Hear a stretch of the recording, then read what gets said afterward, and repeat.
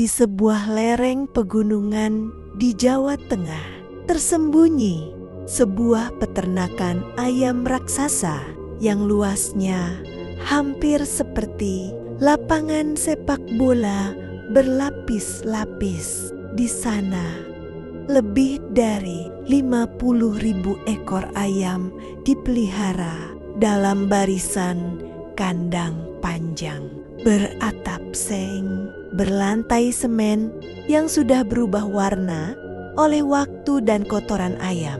Suara berisik ayam terdengar nyaris tanpa henti, siang dan malam, seperti dengungan aneh yang tidak pernah berhenti. Salah satu penjaga kandang di sana adalah Rofik, pemuda berusia 21 tahun asal Pemalang. Ia bekerja dengan sistem shift bersama menjaga kandang dengan 6 orang lainnya. Karena lokasi peternakan cukup jauh dari pemukiman, perusahaan menyediakan mes sederhana, bangunan kayu berdinding triplek dan beratap seng, hanya berjarak sekitar 50 meter dari kandang utama. Dari jendela kecil mesnya, Rofik bisa langsung melihat deretan kandang ayam yang memanjang dengan cahaya lampu neon redup menyala sepanjang malam untuk menjaga ritme makan ayam-ayam itu. Di sekitar area itu, pohon-pohon pinus tumbuh tinggi menjulang, dan ketika angin malam turun dari puncak gunung, udara menjadi dingin, menusuk tulang. Kadang kabut turun tebal, menutupi seluruh area hingga hanya cahaya lampu kandang yang tampak samar, seperti titik-titik oranye kecil di tengah kegelapan putih. Di kejauhan, suara jangkrik dan anjing liar bersahutan membuat suasana semakin mencekam. Tanah di sekitar kandang masih berupa tanah merah basah, becek setiap kali hujan turun. Jalannya hanya cukup untuk 1 motor lewat, diapit oleh semak tinggi di kanan kiri. Mesnya sendiri berisi 4 ranjang tingkat, 1 meja makan kecil, dan sebuah dispenser air yang jarang berfungsi. Bau khas campuran pakan ayam dan amonia begitu kuat, sampai-sampai pakaian mereka pun tidak pernah benar-benar kehilangan aroma kandang itu. Namun, di balik rutinitas yang monoton dan sunyi itu, sering terdengar cerita dari para pekerja lama. Kadang di malam-malam tertentu, ada suara ayam berkokok bersahutan meski bukan waktu subuh, atau ada langkah-langkah di antara kandang. Padahal semua ayam sudah diam. Rofik tidak terlalu memikirkannya. Setidaknya untuk sekarang, ia pikir semua itu hanya bagian dari suasana pegunungan. Setelah masa panen tiba, ribuan ayam dikirim ke berbagai daerah menggunakan truk besar yang datang sejak pagi buta. Kandang-kandang yang tadinya ramai dan berisik kini kosong, sunyi, dan berbau anyir. Debu pakan berterbangan di udara, menyisakan jejak kehidupan yang baru saja berlalu. Para pekerja lain sudah pulang kampung, ingin beristirahat setelah berminggu-minggu bekerja tanpa henti. Namun Rofik memilih tinggal. Katanya, ia sedang malas pulang ke Pemalang. Dia juga malas kalau ingat perjalanan ke rumahnya jauh. Dan ia lebih memilih menikmati suasana tenang pegunungan. Sore itu, ia duduk di beranda mes, menyeruput kopi sachet sambil menatap kabut yang mulai turun dari puncak. Angin malam membuat dedaunan pinus bergemerisik pelan. Suara jangkrik menggema dari arah hutan, menandakan malam segera turun. Sekitar pukul 11 malam, Rofik terbangun karena mendengar suara gaduh dari arah kandang utama, seperti suara ayam yang berlarian. Padahal semua ayam sudah dikirim siang tadi. Dengan langkah ragu, ia keluar dari mes sambil membawa senter kecil. Dari kejauhan, di antara bayangan kandang yang diterangi cahaya neon redup, tampak seseorang sedang berdiri membungkuk, seolah sedang menaburkan pakan di tanah. Rofik berpikir, mungkin itu maling yang mencoba mencuri alat-alat peternakan. Ia pun berjalan perlahan mendekat. Senter ia arahkan ke sosok itu, namun langkahnya terhenti ketika cahaya menyorot wajahnya. Bukan manusia biasa. Tubuh itu terbungkus kain kafan kotor dan lusuh. Sebagian terbuka di bagian dada, seperti sudah lapuk dimakan tanah. Yang paling mengerikan, mata sebelahnya hitam legam, sementara satu lagi menatap kosong ke arah Rofik. Tubuhnya tidak bergerak, tapi kepala pocong itu perlahan miring ke kiri, seperti sedang memperhatikan Rofik dari kejauhan. Angin malam tiba-tiba berhenti.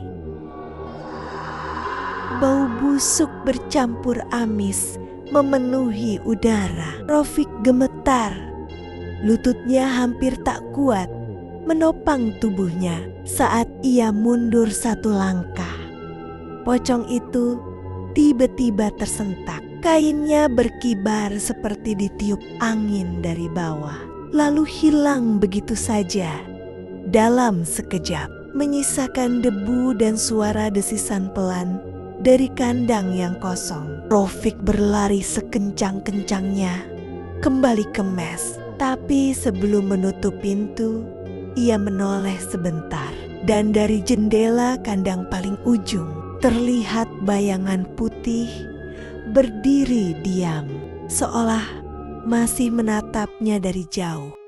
Rofik berlari secepat mungkin menuju mes dengan napas terengah-engah. Jantungnya berdegup keras hingga terdengar di telinganya sendiri. Begitu masuk, ia langsung mengunci pintu dan menutup semua jendela dengan kain seadanya.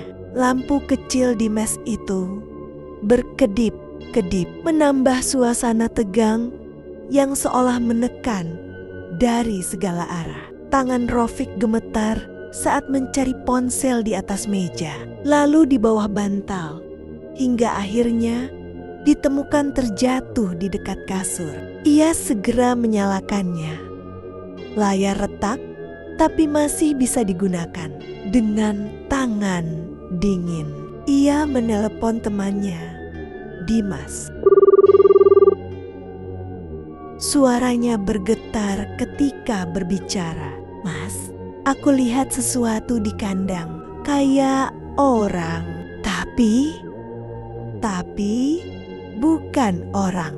Dimas di seberang sana terdiam beberapa detik. Napasnya terdengar berat. Lalu ia menjawab pelan tapi tegas. Rofik, dengar, jangan panik. Ambil motormu sekarang juga. Pergi ke kampung sebelah. Cari warung kopi atau rumah yang masih buka. Jangan tidur di situ malam ini. Cepat. Rofik menelan ludah. Suara jangkrik di luar seakan hilang, digantikan oleh suara desir angin yang melolong. Seperti seseorang sedang berbisik di antara pepohonan pinus. Ia menyalakan jaket, mengambil helm, dan menyalakan motor. Lampu motor menyorot jalan tanah merah yang licin. Kabut turun semakin tebal. Sebelum berangkat, ia menoleh sekilas ke arah kandang. Lampu-lampu neon di sana masih menyala redup. Tapi dari kejauhan, bayangan putih itu tampak berdiri lagi. Diam di tempat yang sama. Tanpa pikir panjang, Rofik memutar gas. Suara mesin motor memecah. keheningan malam di tengah udara, dingin dan kabut yang menggulung. Tapi entah mengapa, saat melewati deretan kandang, ia merasa ada yang berlari di sampingnya. Langkah berat mengikuti dari arah pepohonan. Kabut malam semakin pekat ketika Rofik melintasi jalan sempit menuju kampung sebelah. Jalan itu hanya berupa tanah berpasir, diapit oleh kebun bambu di kiri kanan. Udara terasa dingin, menusuk tulang, sementara lampu motor berkelip karena kabelnya yang kadang longgar. Dari kejauhan, di tengah kabut putih yang menggulung, tampak siluet seseorang berjalan perlahan di pinggir jalan. Rofik memperlambat laju motornya. Dari bayangan tubuhnya, terlihat seperti seorang perempuan memakai kebaya lusuh. Rambut tergerai panjang hingga menutupi sebagian wajah. Rofik yang masih menahan ketakutan setelah kejadian di kandang mencoba bersikap sopan. Ia mematikan mesin motor, menurunkan standar, dan sedikit menunduk sambil berkata dengan suara bergetar, "Bu, malam-malam begini sendirian, mau saya antar ke kampung?" Perempuan itu diam, tak menjawab, hanya berdiri membelakangi Rofik. Bahunya sedikit berguncang, seperti sedang menahan tawa atau menangis pelan. Rofik mulai merasa tidak enak, tapi rasa penasaran membuatnya melangkah setapak mendekat. Perempuan itu perlahan menoleh, dan saat itu darah kental mulai menetes dari pelipis hingga dagunya. Setengah wajahnya robek, matanya menatap tajam, dan dari bibir yang sobek keluar suara tawa keras, melengking dan menusuk telinga. Rofik langsung terjatuh ke belakang karena kaget. Tangannya gemetar hebat, tubuhnya kaku seperti kehilangan tenaga. Nafasnya tersengal. Matanya tak berani menatap lagi. Tapi ketika ia kembali menoleh, perempuan itu sudah tidak ada. Yang tersisa hanya kabut yang bergerak pelan di bawah cahaya lampu motor. Dengan sisa tenaga, ia segera menyalakan motor yang sempat mati mendadak dan memutar gas sekuat-kuatnya. Rantai motor berderit keras menembus kesunyian malam. Ia tak berani menoleh sedikit pun ke belakang. Hanya fokus pada satu hal, warung kopi di kampung sebelah yang katanya buka 24 jam. Dalam perjalanan, ia sempat melihat bayangan rambut panjang di kaca spion, tapi ia langsung menunduk, membaca doa sekenanya, dan memacu motor lebih cepat. Hingga akhirnya terlihat cahaya lampu kuning dari sebuah bangunan kecil di kejauhan. Warung kopi tua di tepi jalan. Rofik akhirnya sampai di warung kopi itu. Sebuah bangunan kecil dari kayu tua beratap seng berkarat dengan cahaya kuning redup dari lampu bohlam yang digantung seadanya. Ada tulisan pudar di papan kayu, "Warung kopi Pak Darman buka sampai subuh." Suara jangkrik bersahutan, dan angin malam membawa aroma tanah lembab bercampur kopi hitam yang baru diseduh. Di dalam ada beberapa anak muda yang sedang bermain kartu dan dua bapak yang duduk pojok sambil menghisap rokok kretek. Asapnya membentuk kabut tipis di langit-langit rendah warung. Rofik duduk di kursi panjang kayu. Tangannya masih gemetar ketika ia memesan, "Pak, kopi hitam 1 ya, panas." panas. Salah satu anak muda menatapnya heran. "Mas, dari atas, ya?" Dari kandang ayam itu, Rofik hanya mengangguk pelan. Wajahnya pucat, matanya kosong. Ia menatap gelas kopi yang mulai berembun, lalu mulai menceritakan semuanya dari saat melihat bayangan di kandang ayam kosong sampai perempuan berdarah yang tertawa di jalan. Suaranya pelan, sesekali terbata, tapi semua yang di warung itu mendengarkan dengan serius. Salah satu bapak yang duduk di pojok menunduk lama, lalu menghela napas berat. "Mas, kandang ayam itu berdiri di tanah bekas pemakaman lama. Dulu sebelum dijadikan lahan, banyak orang hilang di sana. Katanya, mungkin masih ada yang belum tenang." Rofik terdiam.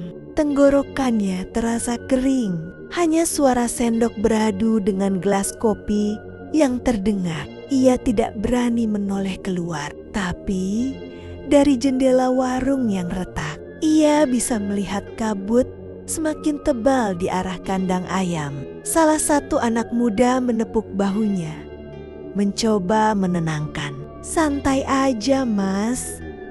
Jangan balik malam ini. Tunggu subuh, biar kami temani." Sambil temenin kami main kartu, ucapnya sambil tersenyum. Rofik mengangguk pelan. Ia menatap keluar jendela sekali lagi.